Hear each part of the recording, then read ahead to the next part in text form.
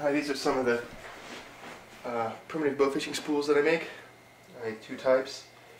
A large arbor shoots through, and a smaller shoot over. They just lace right onto the bows through these 2 points, like that. I use this kind. And for traditional bows, they tend to be flat on the backing, so you usually don't have to do anything. I use a bamboo backed bow, so it's a good idea just to take a file and just give yourself a small radius right by each of these holes to help get a better seat in the contact point. And then I just glue down a little piece of leather on both sides with just a waterproof flexible adhesive, and they just mount like that. They just lace right on. That's how the shoot through looks on my bamboo backed bow.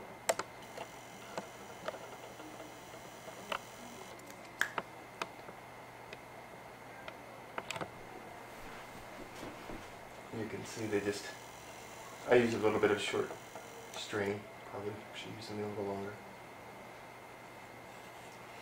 It mounts just like that.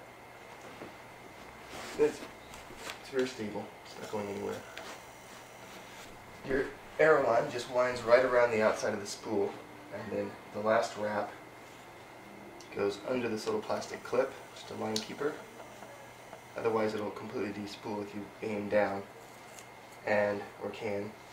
And then I give myself a few extra feet,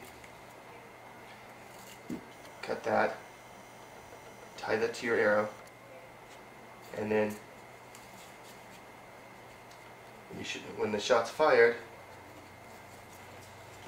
it will come off the clip, and the line is almost completely friction free coming off. Just comes right out like that.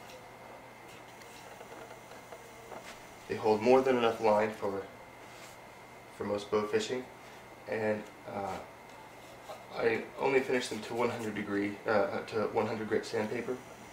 And if you just want to use them functionally, you can put whatever finish you want to on them, or you can sand them higher. They look very nice if they're sanded to 320 grit and then given a couple of coats of like a Danish oil and some wax. But you really don't have to. You can just coat it with polyurethane and go.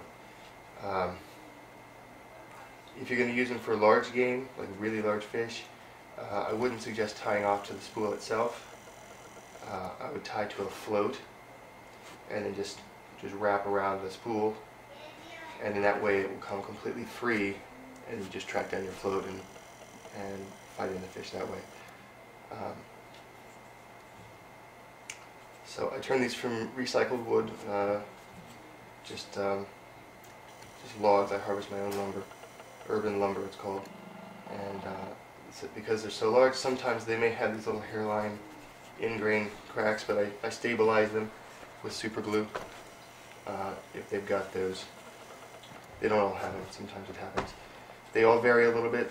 They can be a little bit bigger, a little bit smaller, and I just try to make the most of the material that I've got. The small ones fit just like this. They fit below the riser, the hand grip, but they work exactly the same. Just probably push those out of the way. And when the shot's fired, the string comes off and like that. Dad, now you're gonna tickle. Oh, it's tickled again.